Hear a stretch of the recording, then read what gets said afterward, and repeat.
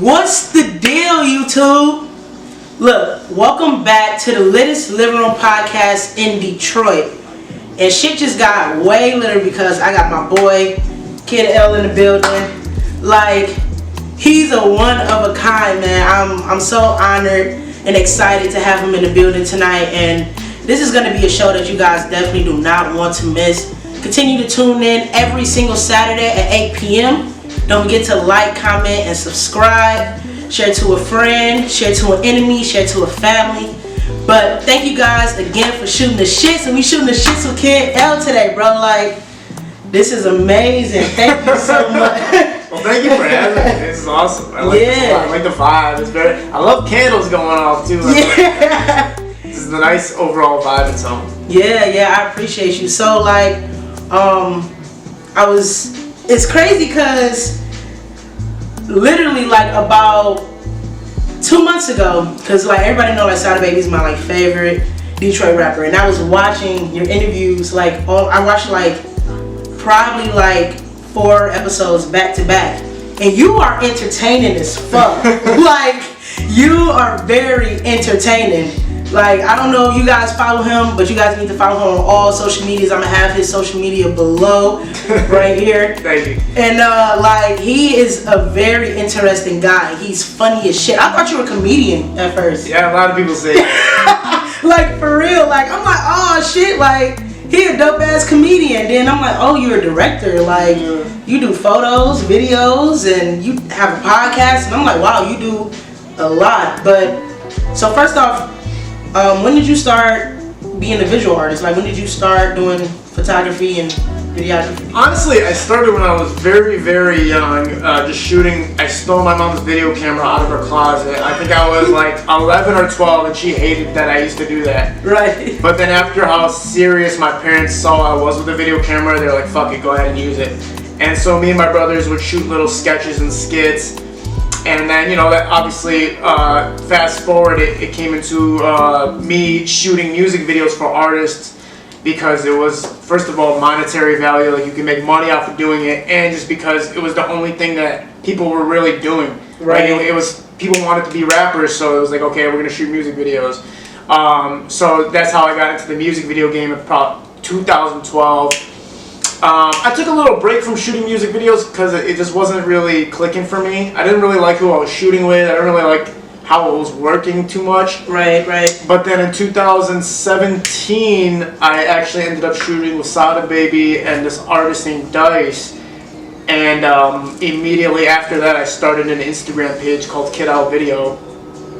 And I posted that music video, and I literally got like 1,000 followers in one day. Oh wow! So I didn't know how Instagram worked. I didn't give a fuck. I'm just like, oh, I thought it was normal. Like, oh, you get 1,000 followers in one day. All right, that's how Instagram works. That's cool. But a lot of people were telling me that's not how it works. You hit a jackpot there. Yeah. And then the music video I shot with Sada ended up doing. I shot another music video with Sada maybe a week after that. That video got 1 million views, and it just went crazy. Like, my page just went insane. And that's pretty much what happened. That's how I got into visuals in the first place, though. Just shooting sketches until leading to music videos, until leading to what I do now. Yeah, so did you reach out to Sada Baby, or Sada Baby reached out to you? How did that happen? Basically, I got a call from an artist named Dice, and he said, hey, I have this artist. I need you to come shoot a music video. And I was like, I need money, bitch. So he's like, no, he's like, you don't need money, bro. Like, I got Sada Baby here. And I was like, I don't know who the fuck Sada Baby is, but I need money. And this guy's, hassling with me on the phone about coming to shoot because Sada Baby's so famous and this and that. Right. So I go look up Sada Baby on the internet, and I find some Mexican guy that's singing. I was like, I don't give a fuck about this motherfucker. Like, why the fuck do I give a fuck? But I ended up spelling Sada's name wrong. I was spelling Saba Baby. So it was crazy. So I get to the studio, it's where they're shooting the music video at, and everybody's fucking going insane, like crazy. Like, Sada's coming. People are coming from the floorboards, like, Sada Baby's coming. Like, everybody's going fucking nuts. Right. I'm sitting like, who the fuck? You start saying a motherfucker's name so much, you start going like, who is this motherfucker? Like, who is this dude everybody's going crazy about? So Scoop pulls up. And he's saying hi to everybody, super humble, I thought he was going to be a dick just because everybody was like propping him up so much. Like, famous people are usually dicks, you feel me? So he comes up, and he gives me a 5, and his energy immediately, just his body and his energy and everything, like really hits when you get close to that motherfucker. Like, he really got some energy. So I noticed that. I was like, damn, this motherfucker really's got something. I never experienced that. We're shooting the music video, and there was a scene where I needed some lighting. You feel me? Mm-hmm. And the artist was being a dick, and he was saying, I don't give a fuck about the lighting, just shoot the video. He was telling me, shoot the video, I don't give a fuck about the lighting. And I'm getting mad because I'm like, bro, I'm putting my name on this bitch. I want the lighting to be the way I want the motherfucker to be. Content. Exactly. So Scoob was like backing me up right away. He's like, nah, bro, let the motherfucker do his lighting, bro. Like, come on, man, let's get this shit done right. So I liked him at that moment. That's where I was like, damn, I like this motherfucker. Because most artists with their bitches be like, they didn't give a fuck. Mm-hmm. So anyway, Jobina, rest in peace to Jobina, she saw how we were operating, and I guess she told Sada, like, you should have him shoot your next music video. I get a text from Jobina to meet us up at some spot, and then we meet up there at this, a week later, I meet up this spot with Sada in Detroit. We go shoot this music video in Detroit. It's me, Sada, my boy Chad, and all his friends. And I don't really talk to Sada, I swear. Like, we didn't really talk too much. Mm-hmm. We didn't really conversate. We just shot. We just worked, and I got the fuck out. And that was pretty much the way it rolled. And then me and Sada dropped ape shit. We did 1 million views. And this bitch didn't just do 1 million views like, oh, everybody was talking about Sada in the comments. People were saying, yo, the way this bitch was shot, the way this bitch was edited, that was crazy. And I got all these props from all these different directors and people in the city saying, yo, come shoot my shit, come shoot my shit, come shoot my shit. So I'm like, this is opportunity, you feel me? So I started shooting music videos like crazy. So like 3 months later, Scoob hits me up. He like texts me. He's like, yo, I'm starting up this basketball league. Can you start shooting my videos for me? I said, yeah, fuck it, let's do it. So me and Scoob started shooting music videos. Basketball games. And me and him didn't like each other at first. Like, we kind of had we didn't not like each other, but we kind of had like this like, you know, like it's a little bit of like a little tension. Little tension. Like he was like, you feel me? And I was like, you feel me? And so, you know, because I don't, you know. Some people, I guess he had reached the point of fame at that time where like he was used to everybody like just being a bitch type shit, and I was the type of person I was like, yo, I don't do that, son. Like that's not how. Anyway, we just kept shooting basketball games, and we just kept bonding through those basketball games because we're sitting with each other for 3 to 4 hours shooting these fucking games, sometimes 4 or 5 hours, and we bonded off of that. After a while, just started chilling, hanging out, texting each other. Started group chats on our phones with all of our friends, you feel me? Right. And we just built a friendship. It just ended up becoming a friendship from work. And, you know, and then things just kept escalating where now my name's getting out there, and it's because of him really that it all started. Wow. Yeah. That's what's up. Yeah. That's what's up. Yeah, because when I was watching the podcast where you guys were doing music reviews, I seen the connection was more like some brother type shit. Like, so that's what's up. That's what's up. Because I also do photography, and I'm getting into videography a little bit. But like you said, it's just, I don't know, like kind of to get into the music videos here. I don't want to be the director that's just shooting music videos all the time. Like, I look into getting into film and all that stuff like that. So it's like I just decided to stick with photography, and that's like my main, like, you know, my main passion anyway. So I looked at some of your work and I was like, that shit was dope. It's even your editing, like, because I did a couple music videos in my life. They're not the best, you probably see, but like your editing and stuff, like your work, it looks like you really take time with your shit. So it was like, I look up to you as far as being a visual artist. You know what I'm saying? You're doing a podcast. You're funny as hell. I feel like I'm funny too. Like, our energy would kind of match a bit. But yeah, like you really doing your thing out here. I appreciate that. Thank you. I support you in everything that you do, for real. Like, thank you. Yeah. So besides like you doing, you know, like the videos and everything, when did you really start it? Like, when was the first step to doing your podcast? Which one? Music reviews or interviewing people? Both. Which one came first? Music reviews came first because basically I was shooting music videos so often. I was shooting music videos like 3 or 4 times a week, you feel me? Oh, okay. So I'm sitting there editing music videos and I'm like, this music is so trash, bro. Like, I'd be editing a music video while listening to a different song from an artist that I fuck with and just hoping that I'm hitting the timings right on that bitch. Because I couldn't listen to some of the shit that I was fucking editing. Right. So, you know, one day, I swear to God, I always tell the same story because this is exactly what happened. I woke up one day, out of bed, and I said, somebody's got to tell these artists that their music is ass. And it's going to be me. Yeah. So I literally set up a little studio at the crib, and I just, fuck it. I told people, send me your music, I'm going to review that shit. And then instantly, like, people just started like, all right, here it goes. I reviewed it, episode 1, I was trashing motherfuckers. Like, anybody's music that was ass, day 1, I was like, you suck. Anybody who was good, you were good. And I told people how to get better, and I told people whatever, you feel me? So that's kind of how it went down. Right. When you thought about reviewing people's music in Detroit, was anything like, especially with you recording music videos, where you probably like, niggas for real was gonna feel some type of way about you reviewing people's music? No, I didn't know what the response was gonna be at all, to be honest, because I didn't think it was that serious. Right. So in the beginning, I actually got a lot of backlash because artists were saying, "Yo, I didn't know you were gonna do that. I thought you were just gonna play my song and say what you liked about it, or just tell me what to fix. I didn't think you were gonna say, the fuck is this bullshit and all that." Right. And so I think the first 30 to 40 episodes, I was actually getting a lot of backlash and threats, and people literally wanted to actually hurt me. Oh wow. And then the Hip Hop Lab, I don't know if you're familiar with the Hip Hop Lab, they reached out and said, "Yo, what you're doing isn't cool." And it was just a lot of bad shit happening where like people were telling me to stop and people were telling me to go, so it's going both ways. Right. And the only thing I ever liked that somebody said against me was this. He was cool. He called me. I forget who it was. He said, "Yo, look, the only reason what you're doing is fucked up is this. Some of those dudes you're talking about, like that's their dream and that's the only way out, because in Detroit, some people really think that the only way out is like playing basketball, rapping, selling drugs." And he's saying, you just eliminated one of their chances of success by telling them that they can't rap. And now that person might go home and be like, "Damn, I really can't rap. Fuck that dream. Let me go work it wherever." So that was the only thing I ever liked that somebody said that to me. But, you feel me? Shit, people talk shit to me when I was doing my shit coming up, and it made me stronger because I loved it. If it made me weaker, maybe it wasn't for me. Right. So you really gotta look. If somebody's really putting pressure on you or telling you you are ass, then it's up to you to say, okay, well, I'm gonna keep pushing then and make myself sweet. Or it's up to you to say, oh, okay, I'm gonna hang up my sneakers now. Yeah, no, that's actually real shit, because a lot of these niggas that don't have motivation out here, you can be that motivation. Like, there's a lot of niggas that's really surrounded by people that's telling them that their craft is very, very good, and it's not. Like, if you want to be able to perfect yourself in a way that seems perfect to you, you have to take some type of criticism. Facts. And you have to be able to have somebody that tells you when you're making a fucking mistake. Yes. Because if not, you're going to keep doing the same thing over and over, and you're going to wonder why you're not in the position you should be in. Facts.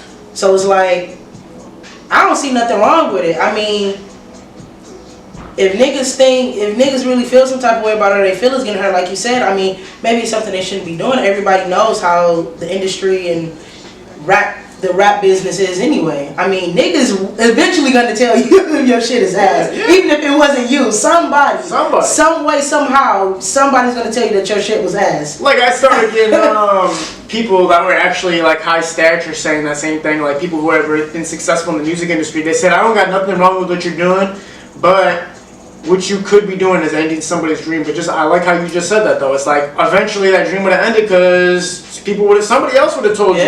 And listen, bro, the entertainment industry is a pay-to-play game, baby, until you make it. Yeah. So you are gonna get ripped off by all these people telling you you're sweet. "Oh, come on our music review shit. Oh, come do a feature with us, or come do this. Come to you're sweet." Like, you're gonna get ripped off by all these features and all these radio spins and all this shit. Because people are lying to you, telling you your shit's good. Right. When you could just hit me up and I could tell you the truth, bitch. Like, right.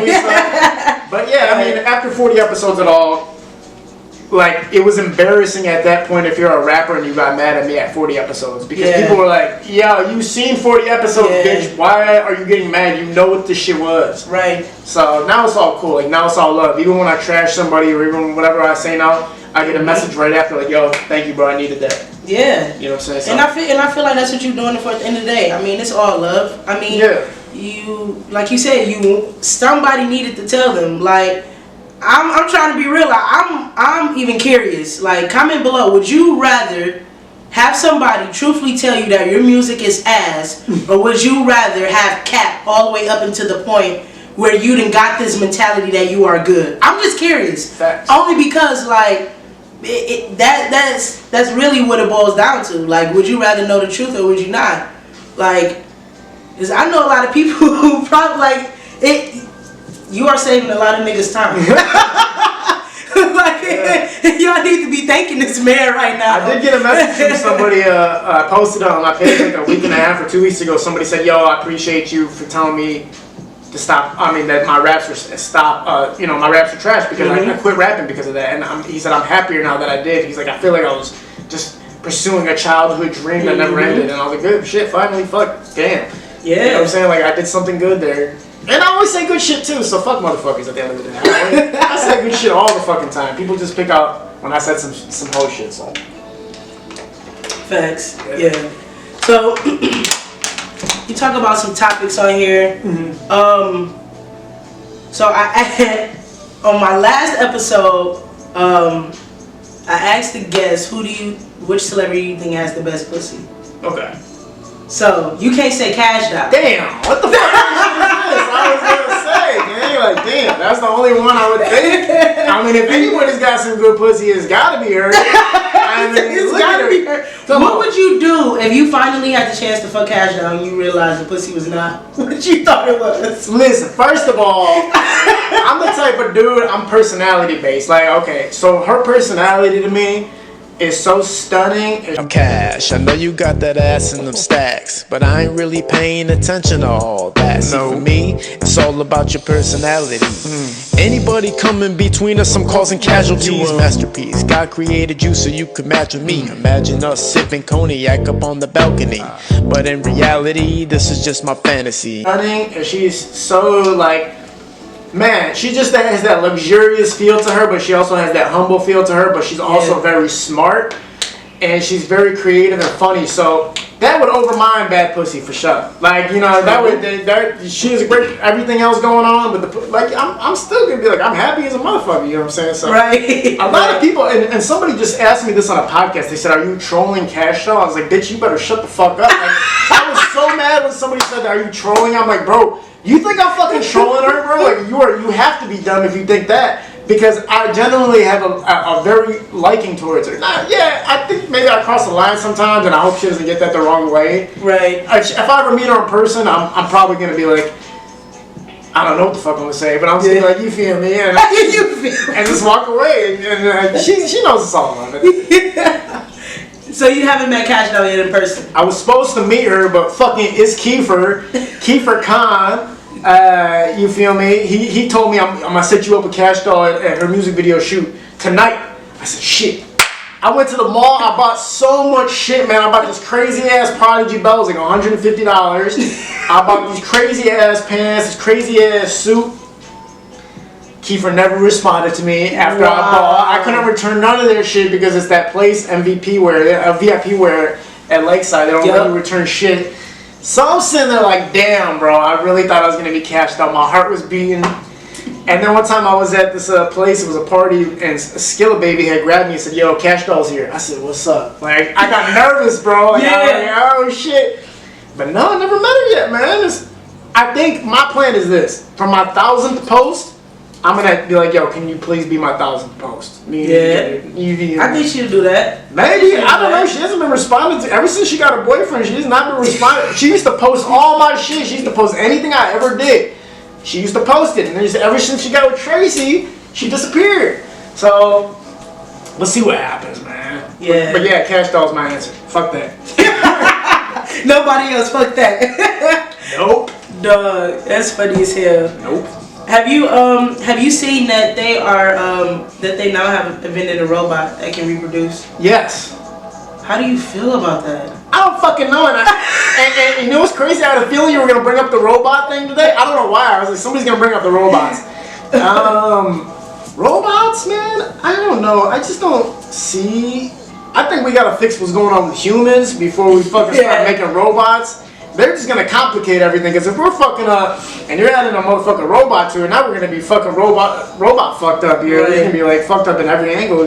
Technology's fucking us up. I think technology. It is. I think this is the most, from a quote from Sadhguru, this is the most comfortable time, but this is also the most miserable time in society and history. Like, we have all the technology we need and shit like that, but most people are miserable and depressed. I mean, we got school shootings going on left and fucking right. Man. You know what I'm saying? We got people on social media saying, I don't want no like button, I don't want no comments button, because they're so afraid of feedback or rejection or whatever the fuck it is. You go meet people in person, they don't know how to act no more. So I think that it is a weird ass time. And people are complaining like a motherfucker too, so it's a weird ass time. So adding a robot to the mix, man, people are already losing their jobs, they're not working, and it's like, now we're gonna add a robot to the mix? Like, I don't fucking know, man. What the fuck? I don't fucking know. I'm mad. It's like, what do you think about that, though?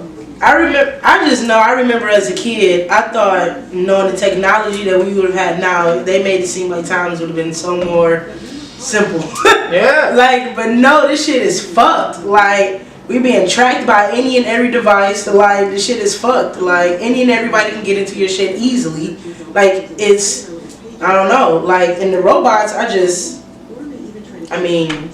think they're still gonna spend way more money. I think they feel like they're gonna save a lot more money with having robots, working jobs, and like, I don't even know why would you invent a robot to reproduce? What is? I don't understand what's the benefit of that. I don't fucking know. Like, are they gonna make a robot that can eject? Or because I know it's not like actual robot DNA. There is no robot DNA. It's just fucking wires. So what the fuck? You know what? I think these motherfuckers have too much time on their hands, and these IT dudes got nothing better else to do than invest in bullshit nobody fucking asked for, bro. I mean, Right. Going to fucking Mars and shit. It's like, bro, why don't we fix what's going on here before we go to fucking Mars? You feel me? So I don't know what the fuck. All these smart ass motherfuckers don't want to work on the Earth. They want to work on other shit. They got nothing to do with Earth. I mean, that's just the way I look at it. I don't see the point of that shit. Yeah, for real. And they're wasting so much money on that shit. Like, what the fuck? Yeah. Like, are we going through a fucking coin shortage? What the fuck? Like, everywhere I go, I see fucking coin shortages on fucking windows, have exact change and shit. I'm trying to like, bitch, we ain't got no money, but we out here inventing robots that can fucking reproduce. Yeah, that's the thing, man. Anybody who has a field or a position and a career or whatever, they can do whatever the fuck they want to do with it. But it's like, damn, bro, I guess you can't say shit to anybody, because like, what the fuck am I really doing at the end of the day? Yeah. Damn, bro, like, what the fuck are you doing, bro? Because you're smarter than me by a billion. You are way. Shit is funny, bro. Yeah. I'll be mad as hell if I find out my bitch cheated on me with a robot. Me too. Like, what you do? Unplug that nigga? like, fuck you, piece of shit. Like, what the fuck? Like, that's some bullshit. Like, hell no. I heard too that they were paying people $200,000 to have their face on their face and their voices on that shit. Hell no. I want 20% of each robot you sell with my shit. I'll take the 200,000. That one I fuck with. I'll take the 200,000. You gonna take the 200,000? But you don't. It's not like they rip your face off. You just gotta do some, facial recognition with them and do some voice commands with them for, I think they said 100 hours. You get 200 grand. But it's not like anybody can do it. They're like picking somebody. It's not. It's not like oh yeah, here's apply here and you get the job. It's like they said that they're gonna look through and figure out who the best model is before they pick them. So and they don't say cheese post shit and make it seem like everything is just there, like it's a raffle or some shit. Like, nah, bro. They're gonna pick who the fuck they want to pick. You feel me? I wonder how they go about that. Like, they just know they need a certain face. Somebody that's not intimidating looking, but still looks like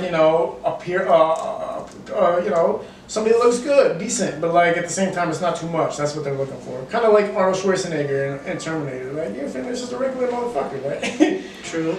What do you think is gonna happen when when they do just have robots doing everything? Like, do you think like?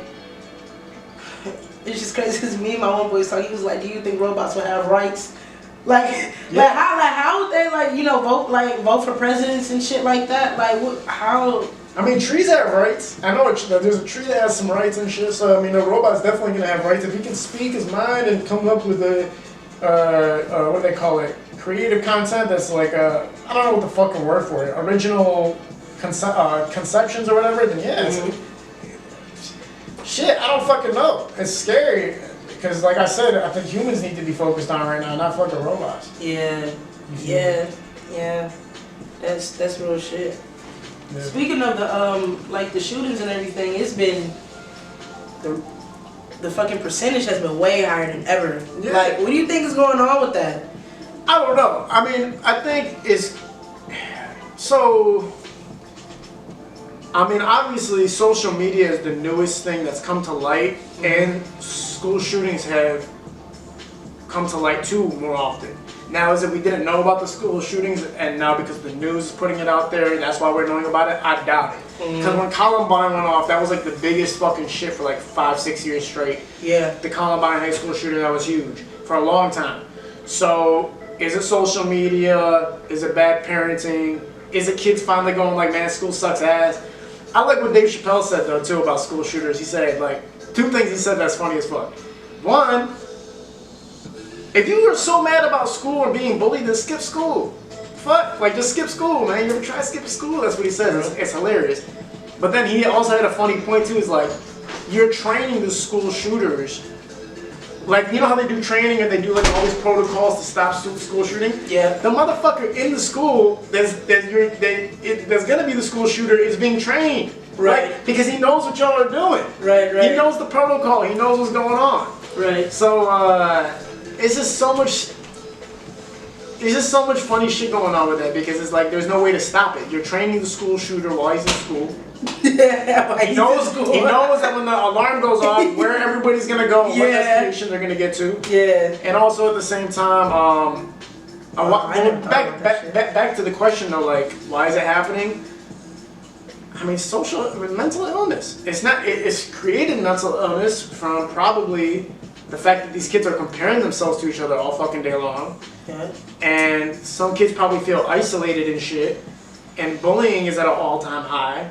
And cyberbullying is at an all-time high. That never even used to exist. Now it exists. You can cyberbully somebody. You can talk shit. It's bad. Like, I remember in middle school and shit, like when I got bullied, it'll be little shit posted about me, but for the most point, like, I'm not about to wake up the next morning and realize, like, I'm fucking going 2.2 million views on TikTok about some shit that happened to me in school. Like, that shit is, I can only imagine how the way that shit feels. Like, it's different when these fucking, few hundred kids, know you and shit, you go to school, whatever. But, like, to be a world, like, embarrassment is, like, I can't imagine what that feels like. But it's like, I was talking to my uncle and shit, and I was saying at first, like, I was trying to figure out, like, did he just, like, was he just shooting, or did the people that he killed, like, were there people that he was planning on to kill? Like, that's a tough one too, because it's like, did he select? Did he? I doubt it though, because you know why? It's like, think about it like this. First of all, I think he was spraying, but like, to find those motherfuckers, like, after you shoot the gun, mostly everybody knows, like, let's get in lockdown mode now. So you're gonna lose everybody you were targeting in the first place. So I think he was just spraying at whoever he's seen coming. Unfortunately, and rest in peace though. That is terrible. Yeah, that's very terrible. You know, with me, like, I'm so inconsiderate sometimes. Like, I'm talking to this girl. She's like a school teacher, and I'm like, let's go out tonight or whatever. And she's like, yo, don't you know there was like a school shooting? And I'm like, what the fuck's that got to do with us? And I'm like, oh, you were. So, like, you forget because you've been out of school so long. Like, these kids are really getting affected by this shit. Everybody's getting affected by this shit. Right. And, we're just looking at it on social media and TV, so we're forgetting that connection. We're forgetting that, the compassion in the world. Like, we're forgetting to be compassionate because we're seeing it so often. It's on social media, and everything on social media feels fake. It don't ever feel real. It doesn't at all. Then you go to the comment section under the kid's post of the school shooter, and then people are just clowning and making fun of him. So it's like you're more thinking like, oh, this is kind of funny. Yeah. But then it takes you away from the fact like, yo, you forgot like kids got killed, right? Yeah. Oh, like, okay, the parents just ran away last night, right? They tried to flee the scene. Now you're thinking about the parents. You forgot like, some kids that literally are never gonna see prom. They're never going to see college. They're never going to get married. Like, they're never going to, that's the end for them. And we forgot all about them because of how used to this shit we are now.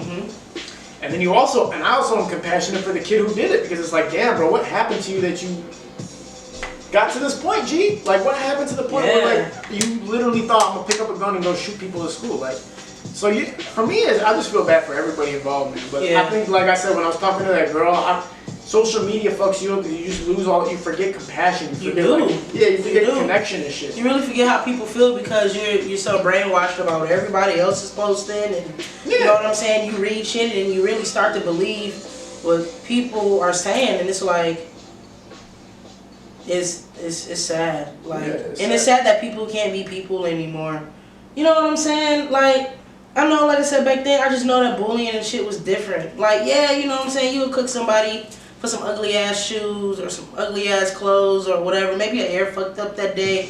You know what I'm saying? But like, I ain't gonna say, yeah, boy, go kill yourself, or you know what I'm saying? Like, fuck you, fuck your life. Like, it was never that deep. Like, you know what I'm saying? And it's just like, even these parents though, like, I mean, I don't really know what the case was, but I mean, clearly he wasn't that afraid of his parents to, you know what I'm saying, steal his gun, dad. Steal his gun. Still sounds good, yeah. You high as hell, I tell you. I should have smoked some weed, I was telling you. Right.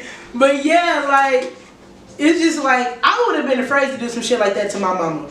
Yeah. Like, I can only imagine what would have happened to me if I would have did some shit like that. So it was like, and it had to been out in the open too, because I mean, and then your parents just like clearly didn't give a fuck.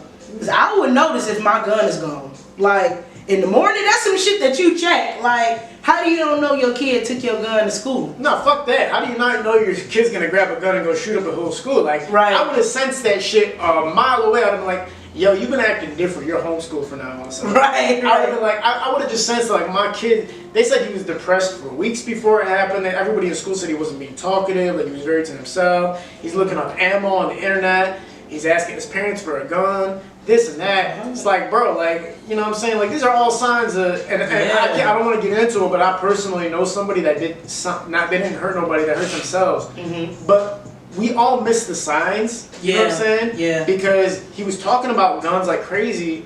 Yo, where can I get a gun? And I'm just thinking he just wants a gun. Just for whatever. And then, you know, he ends up, you know what I'm saying, like, taking his own life. But it, you miss the signs just because you don't think this motherfucker's gonna do anything. You just like, just talking shit, because a lot of kids talk shit. Right. A lot of people talk shit, and then again, social media's fucking everything up, making everybody just, I don't know. I think it's all some social media, to be honest with you. But I will say this though, man. I'm glad they did what they did with the parents. You know, they locked the parents up now, and the parents are gonna get pressed charges for manslaughter.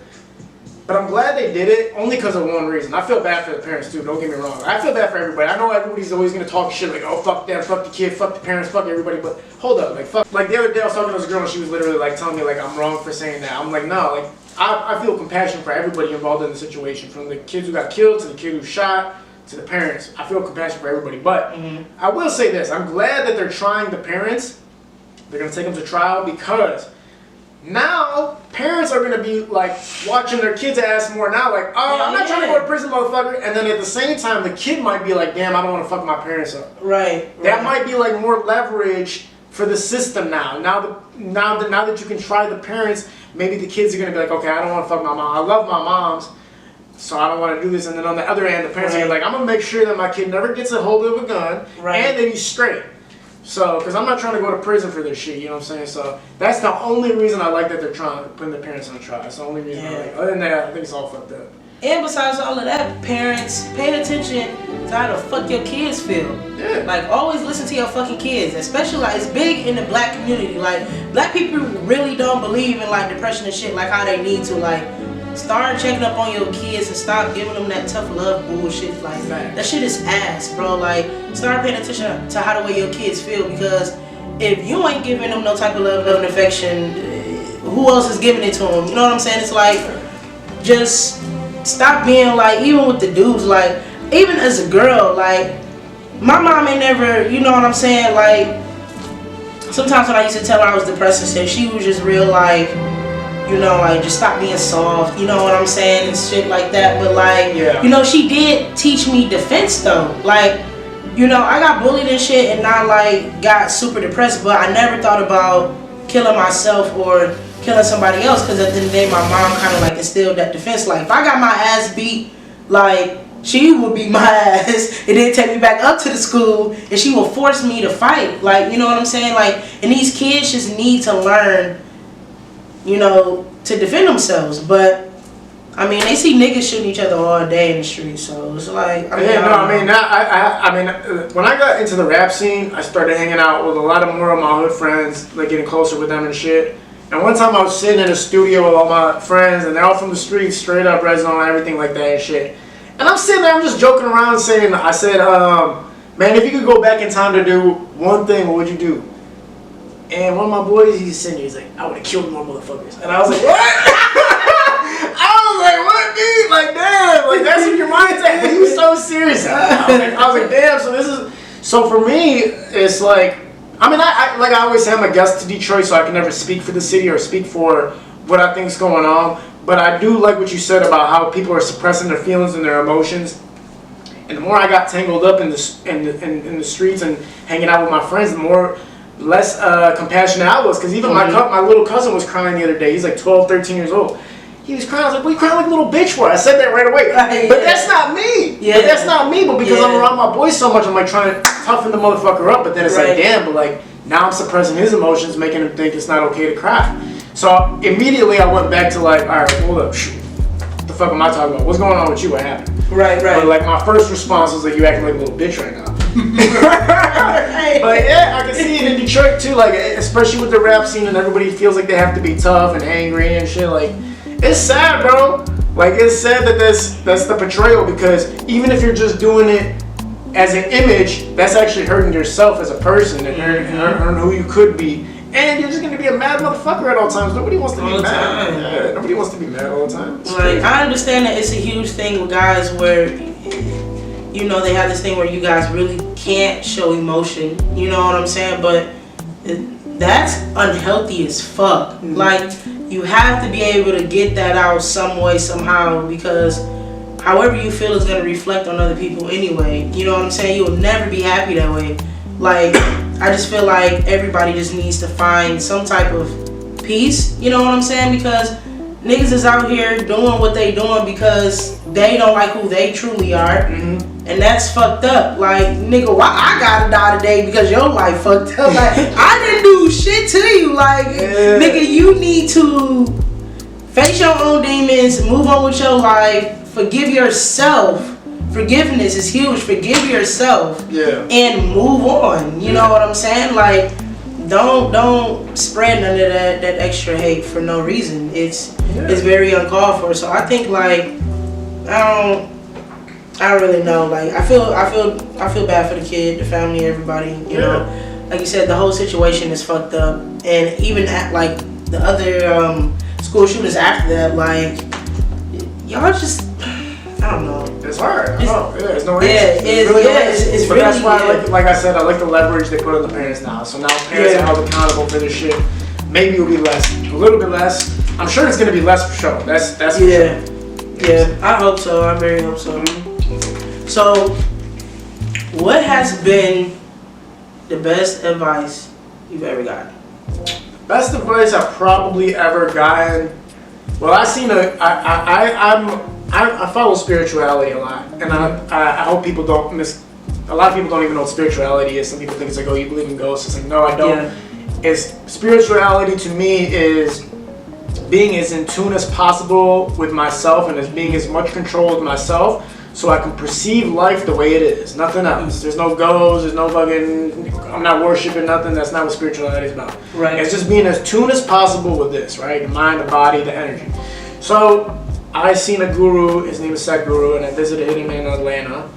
The first day we were there, it's a 3-day program. The first day we were there, he said, listen, if you can't accept what I'm about to say, then you can't even come back tomorrow or Sunday. Wow. He said, you have to accept this. We said, what? You are responsible for everything in your life that's happened to you, regardless of the situation. You are responsible. If you can't take responsibility, there's no tomorrow for us. We're not doing this with you. Wow. So that was when I realized, damn, I got to take responsibility for everything. And a lot of people misconceive that. They go, oh, we're responsible for everything. There's some shit that's not even my problem. It's like, that's not even the point. Right. It's the ability to respond to everything. Mm-hmm. For instance, the school shooting, this kid. Now, I couldn't have stopped that. Right. I couldn't have done nothing about that. I didn't even know it was going to happen. I didn't know nothing. So, but I'm still responsible because of this. I have the ability to respond to the situation. My ability to respond to the situation is me being compassionate towards everybody involved in that situation and everybody in the future that could also be potentially harmed by the situation of a school shooting or something like that. So my compassion alone is my ability to respond to that situation. Right. A lot of motherfuckers will go, "Oh, that shit happened." Alright. And then they move on. They don't think like, well, are you relating to it? Now, another way of being responsible is, it could be in a real life situation. For instance, let's say you start choking, and I just sit there and I just watch you choke and you die. Right. Oh, shit. Right. Like, that's my ability to respond matters here, because I can choose to help you, or I can choose to sit here and think about, damn, I wish I could help her.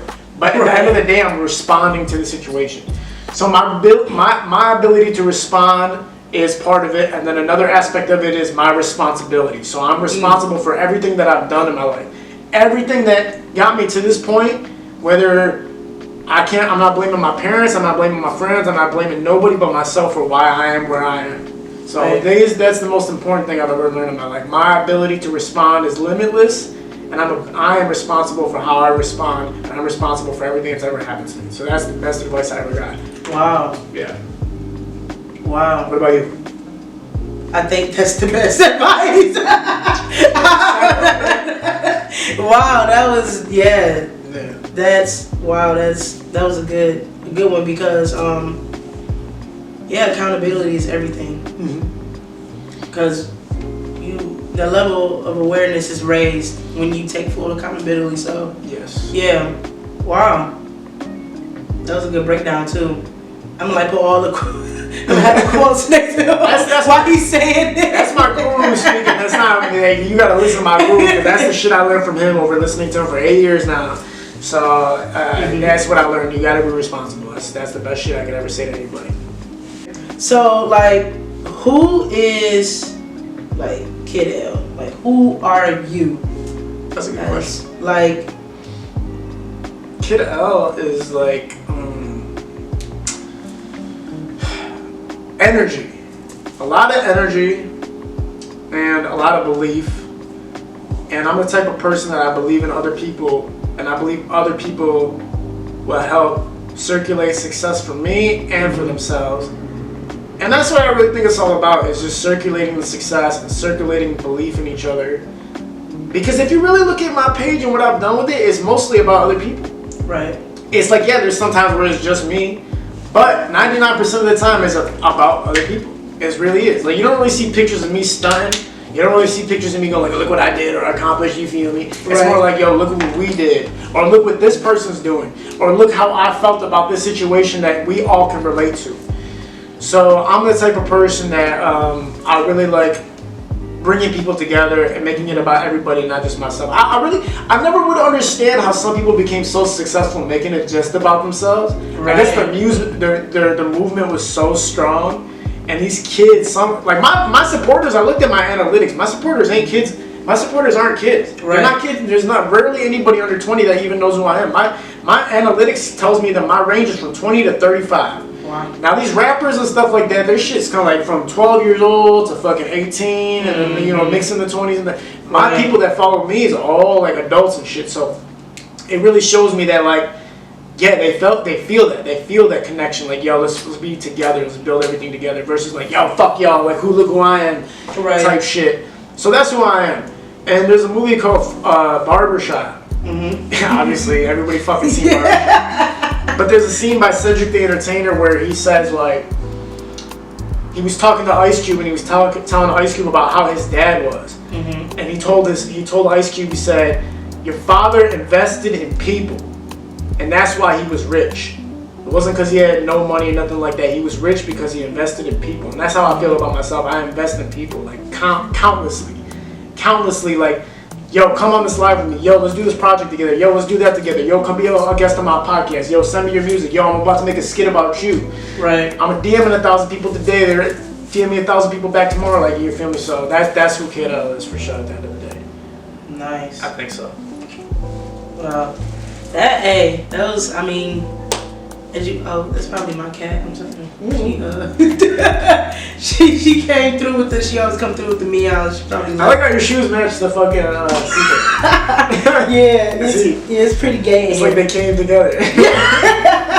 I got a BOGO deal. Get a fucking chair with some sandals. Right? Hell yeah. That's heat. But man, one more question before we end the podcast. What advice can you give to? Well, I guess I'll say both. What advice can you give to any artist in Detroit that doesn't sound like a Detroit artist, and what advice can you give to any artist in general? I think the best advice I can give to any artist is explore music and explore entertainment and explore yourself. Figure out who the fuck you are and put that all on paper. You know what I'm saying? I think that's the best advice I can give to somebody, because I think what a lot of artists are doing, and I've reviewed 600, 700 songs, probably more. Yeah. I noticed that a lot of these artists are just listening to other artists and going like, I'm inspired by him, therefore I'm going to go sound like him. Mm-hmm. Instead of saying, well, here's who I am and I want to express who I am. And fuck everybody else. I think that's the answer for you guys. Fuck everybody else. Be inspired by them, mm-hmm. but don't think that you have to replicate them or make your sound like them or anything like that. Because that sounds weak, first of all, and they already did it. We don't need 2 Sada Babies, we don't need 2 Eminems, we don't need 2 Pacs. That never works for nobody, and it's never gonna work. We need one of each motherfucker. So bring something new to the table. Right. Now a lot of people go, well, how do you bring something new to the table? How do you become unique? Well, we're all individuals, we're all unique individuals. Therefore, that's the answer for you. Mm-hmm. So stick to your guns, stick to who you are, get inspired by other motherfucking creatives, and get to that pen and paper and write until you can't write no more, and get in the studio and record until you can't no more. Till somebody tells you, yo, that's heat. Right. Somebody that doesn't know you, doesn't give a fuck about you, tells you that's heat. Mm-hmm. Then you found your niche. You found out what you're good at. So that's the best advice I can give for you, man. Just really go from within. Like, you have to know who you are, and you have to put that on paper. Yeah. Yeah. That's probably the realest shit y'all gonna get on here, for real. Mm-hmm. Like, it's been some real shit spit here tonight on Shooting the Shits. Right. This is how we do it, man. Kid.l came through. I'm so happy you came through, bro. This is definitely not gonna be the last time, you know, you'll be seeing me. I hope to see you more. Oh, yeah. And I wish you success in everything that you're doing. Do you have any upcoming projects? Anything new that you're working on? Yeah, we got a movie dropping December 18th. It's my first role in a feature film. It's called Strange Fruits, starring Jackpot the Juice, Crystal the Doll, my man Glenn Davis, Tattoo Man Page, and I get to work alongside Tattoo Man Page in the movie as a crackhead named Travis. So that's dropping on December 18th. Tickets are like 40 bones. It's at the Bel Air Theater in Detroit, December 18th. And then I have, I'm working on a new concept from a music review, so I'm gonna see if I can reset that and kind of reignite the flame on that. And then that's pretty much it. Everything else, I'm just doing the podcast right now. I'm interviewing artists, and I'm really just building up the name and the brand. And then once it's time to execute and make the next big play, right. Y'all are gonna see it. Y'all are gonna feel it. Right. Yeah. Well, make sure you guys go grab some tickets for that show, December 18th. I'm for sure be grabbing mine. And thank you so much for tuning in every single Saturday here at Shooting the Shits, where we really be having this shit, you know. Like, comment, subscribe, share with your family, friends, everybody. One love. Thank you. Peace. Peace.